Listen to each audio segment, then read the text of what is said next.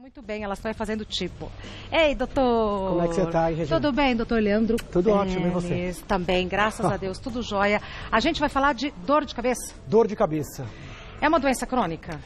Existem formas crônicas e formas agudas. Existem vários tipos de dor de cabeça. Algumas se manifestam de forma crônica episódica. A pessoa tem episódios de dor e muita gente sofre, mas muita gente. E essa época ainda mais, né? Por quê? Então, na verdade, depende do tipo de dor, mas quem tem, por exemplo, enxaqueca, que é um dos tipos mais comuns, a gente tem 30 milhões de portadores de enxaqueca. No verão, pelo calor, pela mudança de dieta, pela mudança do estilo de vida, surge dor de cabeça. Mas quem tem dor por tensão muscular, pode ter mais no verão. Quem tem dor por uma dor de cabeça mais rara, que chama cefaleia em salvas, tem mais dor. Então, o verão é um momento de susceptibilidade. Né? Pressão baixa da dor de cabeça? Pode dar. A pressão baixa pode dar fraqueza, sensação de disposição, sensação de desmaio. Eu tenho Parece que você está um pouquinho mais com vertigem, um pouquinho mais fraca e pode dar dor de cabeça. A pressão alta, eventualmente, quando o nível é muito elevado. Pressão alta, quando é pouco alta, ela é geralmente assintomática, tem que medir. Agora, a pressão baixa... O que é o perigo da pressão alta, né? Exatamente. Tá.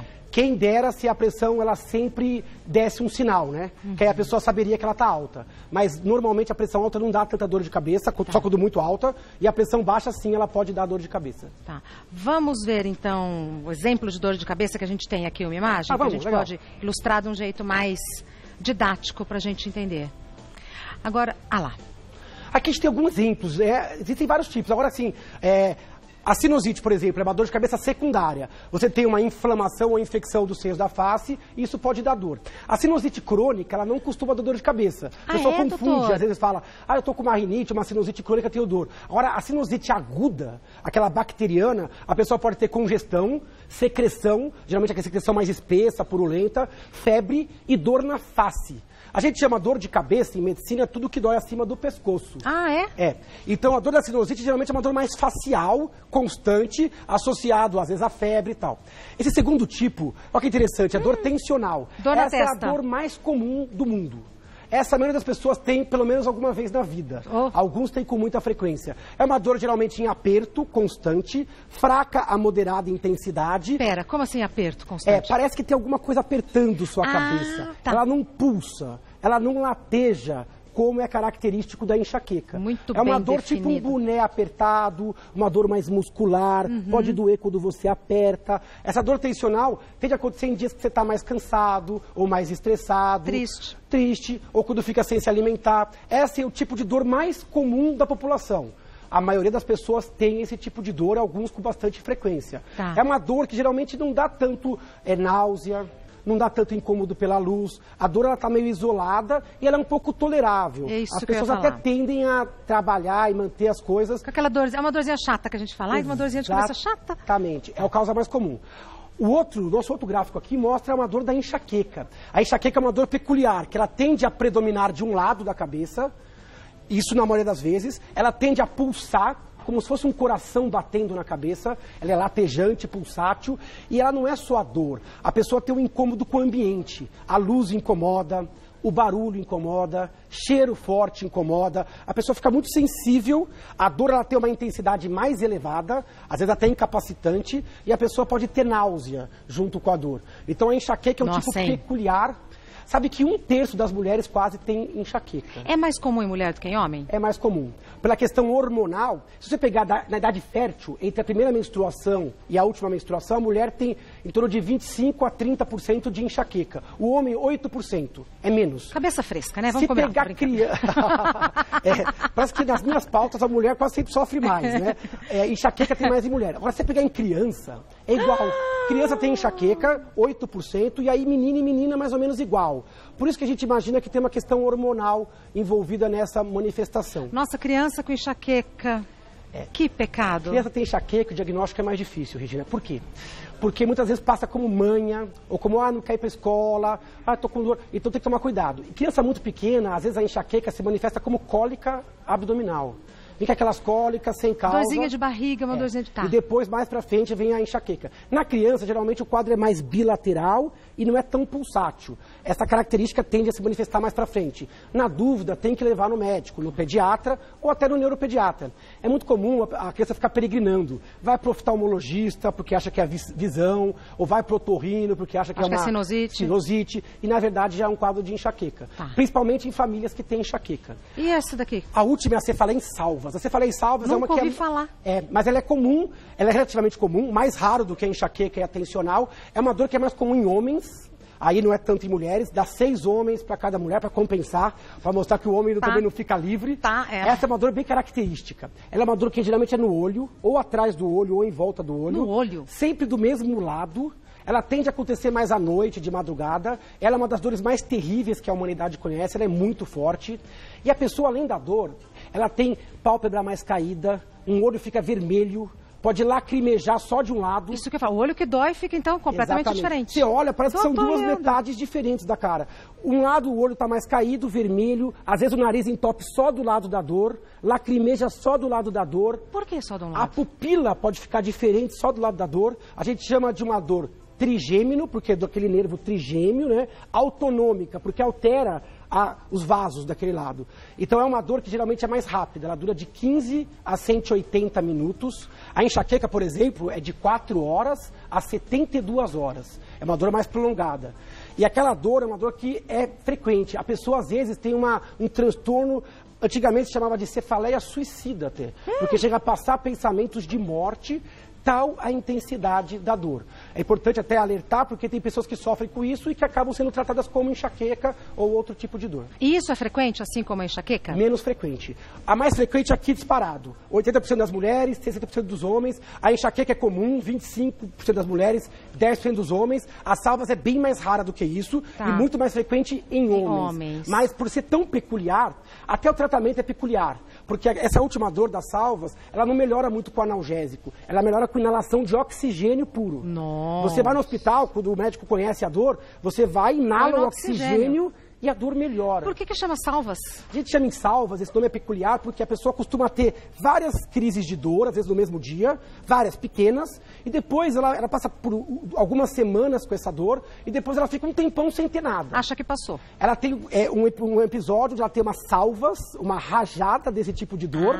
Então a gente chama de salvas por conta disso, porque ela se agrupa, dá dezenas de crises num dia, por uma semana, e de repente ela desaparece, pode ficar 1 ano sem ter, 2 anos, e de repente ela volta a acontecer de novo. Por isso, foi batizada como salvas. O senhor me dá 1 minuto, o senhor não. Você me dá 1 minutinho. Quantos você quiser. Daqui a pouco a gente volta com... abrangente. Mais correto, digamos assim. Vamos então para mitos e verdades. Existem dezenas de causas para dor de cabeça. Verdade, eu diria centenas. A última classificação, a gente tinha mais de 180 tipos de dor de cabeça. Às vezes a dor ela é crônica e é a própria doença. Às vezes a dor de cabeça ela é um sintoma de uma doença subjacente. Por exemplo, a pessoa tem uma gripe, tem dor de cabeça, tem dengue, tem alterações cranianas mais raras, como trombose, tumores e tal. Mas às vezes a dor é a própria doença, como na enxaqueca, na cefaleia tensional que a gente comentou, onde a pessoa tem de tempos em tempos dores. Perfeito. Então por isso que é importante buscar ajuda. Imagina, mais de 180 tipos e causas. Eu nem fazia ideia que eram tantas. Vamos lá. Segundo. No verão, as dores de cabeça tendem a melhorar. Não, isso é um grande mito. No verão, pelo calor, quem tem enxaqueca sofre mais, os vasos dilatam. A gente tem um estudo antigo até que falou que a cada 5 graus, que aumenta a temperatura, o risco de uma crise de enxaqueca aumenta em 7%. Nossa, é bastante. Então, o calor, a luz do sol, por isso que é importante se proteger da luz e do calor quem tem enxaqueca. E também porque no verão a nossa vida muda. A gente come de forma mais desregrada, às vezes dorme de menos ou dorme demais. Ou dorme mal. Tem a questão, dorme mal. Sabe que mesmo dormir bem também pode dar enxaqueca. Dormir excessivamente, tem um tipo de enxaqueca que a gente chama de enxaqueca de fim de semana.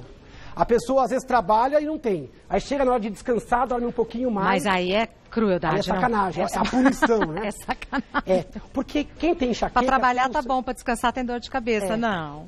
Quem tem enxaqueca tem um cérebro meio instável. Então muda a alimentação, o grau de estresse, às vezes o álcool também, que nessa época do verão o pessoal consome mais. Então é uma época que as pessoas que têm enxaqueca sofrem mais. Próximo.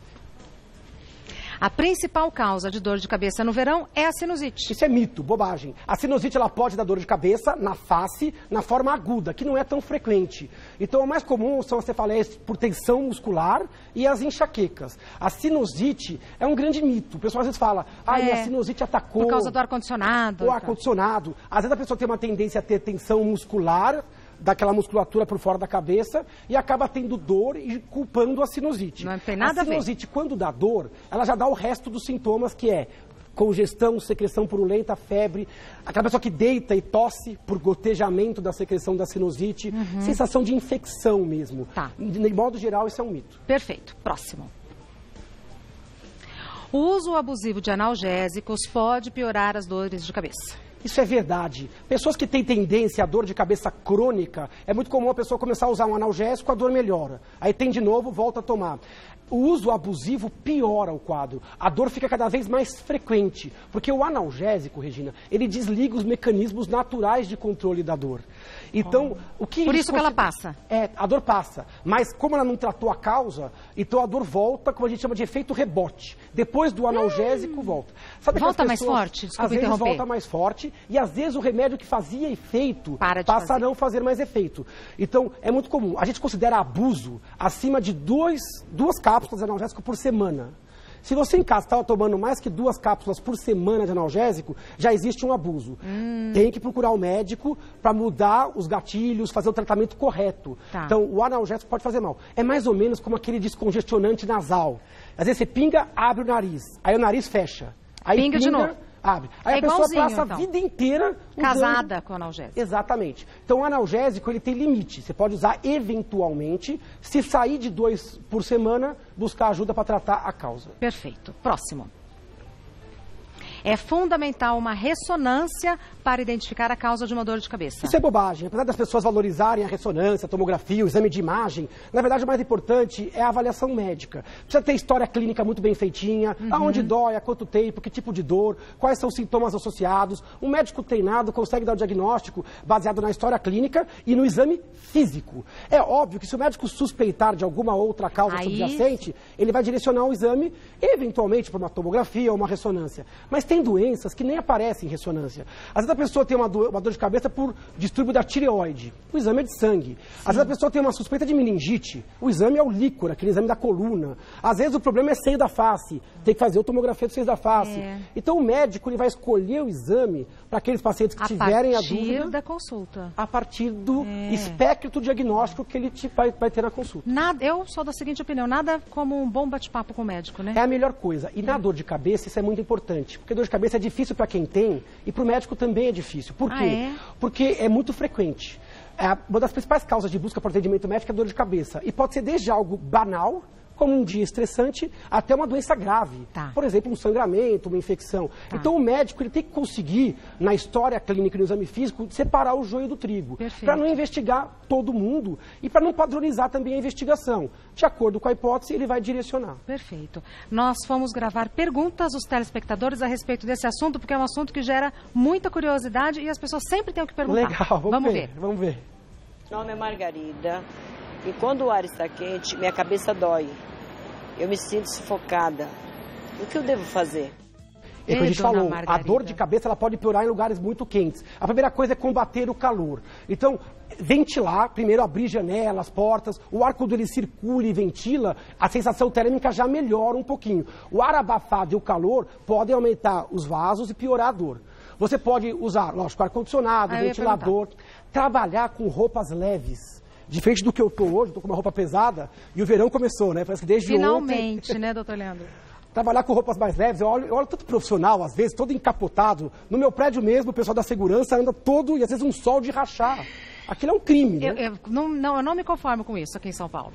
A gente tem que trabalhar com essa parte térmica para dar conforto, cognitivo, emocional e físico. Então, no caso dela, usar roupa leve, tentar combater o calor. Vai para a praia agora no verão, chapéu. óculos escuros para evitar aquela iluminação excessiva. Se hidratar o tempo todo na praia resolve? Fundamental. Tá. A desidratação causa dor de cabeça. Então, beber um líquido mais gelado, às vezes mais pro isotônico, a água mesmo, gelada, isso ajuda. Alimentos mais refrescantes, não é hora de comer uma coisa muito quente. Isso esquenta você de dentro para fora. Então, uma salada, um alimento mais fresco, isso vai te ajudar. Então, combater o calor preventivamente vai ajudar essa paciente. A dona Magali. Vamos lá ver o outro. A Oi, outra meu nome é João. Quando tá muito calor, eu passo umas 3 horas sem comer, eu fico com dor de cabeça, me sentindo bem mal. E por esse motivo eu acabo comendo toda hora. Eu gostaria de saber, nessa ocasião, é melhor eu comer doce ou salgado? Pergunta interessante, né? Muito. Parece uma pergunta inicialmente meio inocente, mas é uma pergunta muito boa.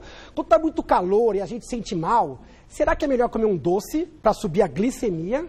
Acho que é isso que ele perguntou. Ou se é melhor comer uma coisa com sal para subir a pressão? O que será que causa o mal-estar? Porque ele falou calor e falta de alimentação, comer de forma mais espaçada. Eu comeria um salgado.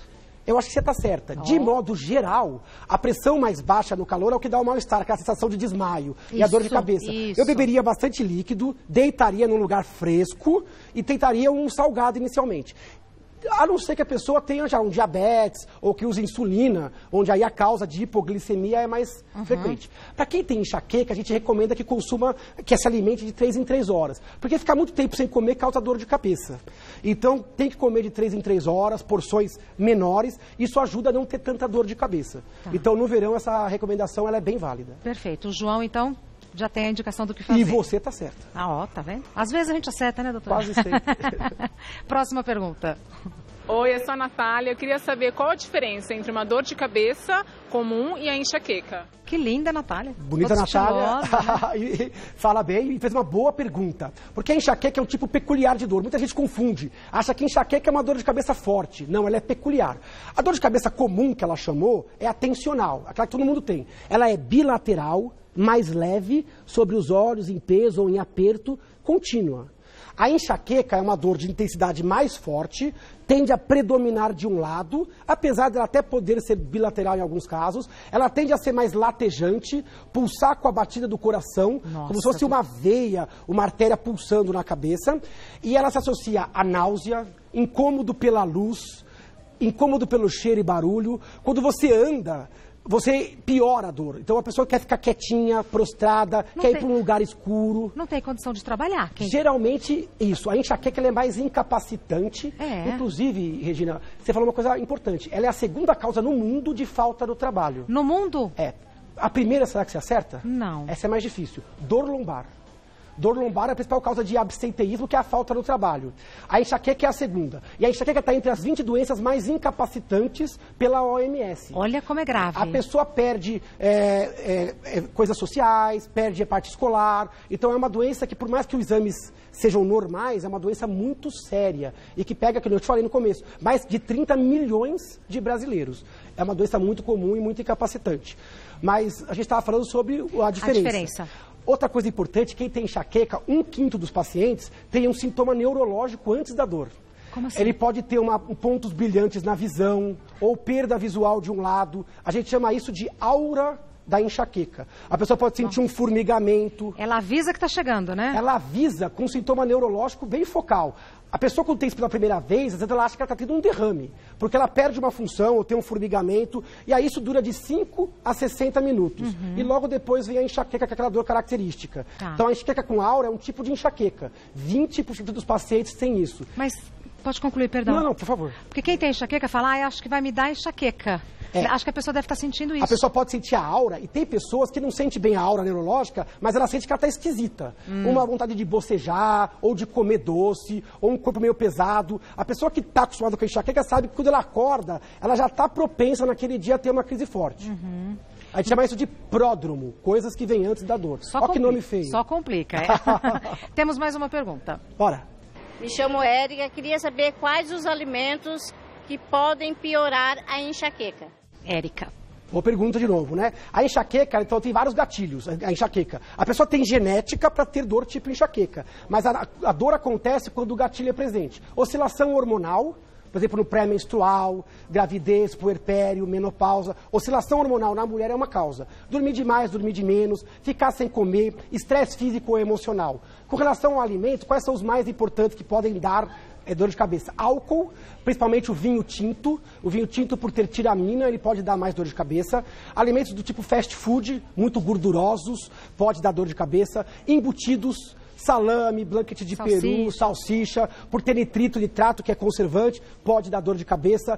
Coisas com glutamato monossódico. O que é isso? Glutamato tem até uma marquinha, né? É tipo aquele realçador de alimento que a gente tem. Tá. Que a gente tem em comida japonesa, chinesa, às vezes naqueles salgadinhos de saquinho, essas coisas que tem muito condimento, pimenta pode dar enxaqueca, queijos amarelos. Queijos, aqueles mais gordurosos, mais amarelo, pode dar dor de cabeça. Sim. Então, esses são os mais importantes. Em termos de fruta, alguns têm com fruta cítrica ou com banana da terra. Olha, pode acontecer. Mas sabe que o gatilho alimentar não é para todos os pacientes. Varia. Varia. Tem pacientes que comem de tudo e não tem o gatilho. O gatilho ele é muito individual. Mas em torno de metade dos pacientes tem gatilhos alimentares. Então, é importante conhecer o seu gatilho. Para você evitar. Tem que personalizar a conduta. E tem alguma coisa, algum alimento que ajuda a aliviar a enxaqueca? Até tem. É uma dieta mais leve, com frutas e legumes. A gente tem o gengibre, que tem uma ação anti-inflamatória. Tem gente, por exemplo, que no calor faz chá com gengibre. Eu faço. Tipo um quentão sem álcool. E aí gela e põe na geladeira. Isso. Porque tem gente que não gosta muito do sabor, mas o gengibre tem propriedades anti-inflamatórias. Olha, boa dica. Castanhas podem ajudar, que também tem precursores de serotonina. Então existem sim alguns alimentos que podem ajudar. Mas se você já evitar o gatilho, já é um bom começo. Perfeito. Mais uma. Oi, o meu nome é Lilian e eu queria saber quais os tipos de dor de cabeça mais preocupantes. Lilian. A pergunta dela é muito importante, porque, assim, diante de uma dor de cabeça, quais são os sinais de alarme, né? Qual é aquela dor que eu tenho que correr para o médico? Então é importante, primeiro, se você está tendo uma dor de cabeça que você não conhece, que você nunca teve, ou uma mudança radical do padrão que você tinha antes, é um sinal de alarme. Uma dor de cabeça que é súbita. Você está quieto e, de repente, a dor vem que nem uma pancada. Ou seja, vai de 0 a 100, né? Já chega numa intensidade alta rapidamente. Essa dor é mais preocupante, porque ela pode se associar a problemas vasculares. Aneurismas, sangramentos. Então, uma dor súbita, ela é uma dor mais preocupante. Uma dor que surge na atividade física ou na atividade sexual é uma dor mais preocupante. Uma dor que surge em pessoas de mais idade, acima dos 50 anos, ou em pessoas com doenças crônicas, ou que usam remédios que diminuam a imunidade, ou que diminuem a coagulação, é uma dor mais importante. Tá. Qualquer dor de cabeça que venha junto com um sintoma neurológico, ela é mais preocupante. Pescoço duro, alteração na visão, borramento visual, tem que buscar ajuda. Formigamento ou fraqueza de um lado do corpo, isso exige. Dor de cabeça com febre. Não é comum enxaqueca da febre. Não então, não dá. Então, se tem febre, deve ter uma causa infecciosa. Sim. Então, é outra coisa que tem. Então, esses são os sinais de alarme. A gente chama de red flags, bandeiras vermelhas. Tá. Viu isso, tem que ir para o médico. Agora, se você tem uma dor que você já conhece, é crônica, se ela te atrapalha o dia a dia, também tem que procurar ajuda médica. Mas aí com mais calma. Perfeito. Olha, que aula, hein, doutor Leandro? Eu que não sabia nada, já estou começando a aprender alguma já coisa. Arriscadas, tá? Bom, quem quiser saber mais, vai entrar em contato com o doutor Leandro, é www.leandroteles, tudo junto, sem nenhuma letra dobrada.com.br. Isso, no Instagram, Neuroleandro Teles, Facebook, Neurologista Leandro Teles. Eu te trouxe um livro de presente, Regina. Ai, adoro! Para você ler. É um livro sobre memória, que a gente lançou no ano passado. Vou mostrar aqui para ela. Esse já é seu, presente. Pode livro sobre? Esse é um livro sobre memória, sobre cognição, hábitos que ajudam a gente a ter um melhor rendimento cognitivo. Atenção, criatividade, memória. Técnicas, hábitos e dicas para afiar a mente e aperfeiçoar a memória. Que interessante, muito obrigada. Prazer em conhecê-lo pessoalmente e a gente se vê, né? Sim. Sempre por aqui. Foi uma honra. A honra foi toda minha.